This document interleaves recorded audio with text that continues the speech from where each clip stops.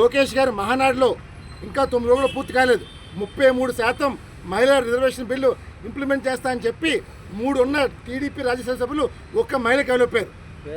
Is it not shame అని లోకేష్ అడుగుతున్నాను. అలాగే ఇవాళ స్పీకర్ అయ్యన్ పాత్రుడు గారు బిడ్డ విజయ్కి ఇచ్చారంటే అంటే బీసీలో ఎవరు లీడర్ లేరని అడుగుతున్నాను. మరి ఇవాళ ఎస్సీ ఎస్టీని విస్మరించారు.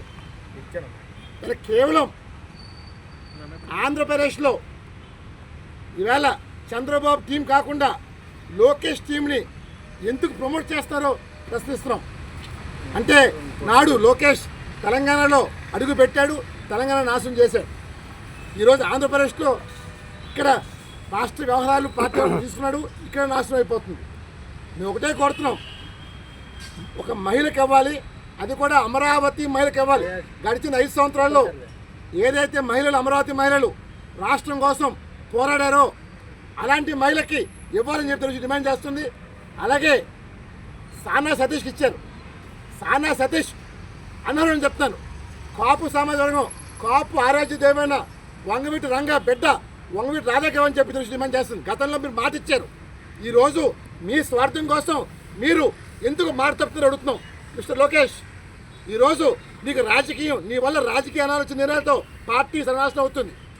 ఈ పార్టీ మునుడిగే ప్రసాదంగా మారిపోతుంది. ఇవాళ రష్యాలో నువ్వేం చేసావు అడుగుతున్నాను. రష్యా దేనికోసం వెళ్ళి అడుగుతున్నాను. ఇవాళ నీ సొంత ప్రయోజనాల కోసం రష్యా వెళ్ళావు తప్ప రాష్ట్ర పెట్టుబడి కోసం కాదు. రేపు వచ్చాక నువ్వేం చెప్తావు నేను చూస్తాను. డెఫినెట్గా ప్రజలు మోసం చేస్తున్నావు. నువ్వు రష్యాలో నువ్వు వెళ్ళిన భాగవతం మొత్తం అంతా నా దగ్గర ఉంది. డెఫినెట్గా రేపు వచ్చిన తర్వాత నువ్వేం చెప్తావో నేను చూసిందా మాట్లాడదు మనం మనో చేస్తాను. అలాగే తక్షణం చంద్రబాబు గారు ఈ 3 సీట్లు ఏవైతే ఇచ్చారో క్యాన్సిల్ డిమాండ్ చేస్తాను. అమరావతి మహిళకి ఇవ్వాలి.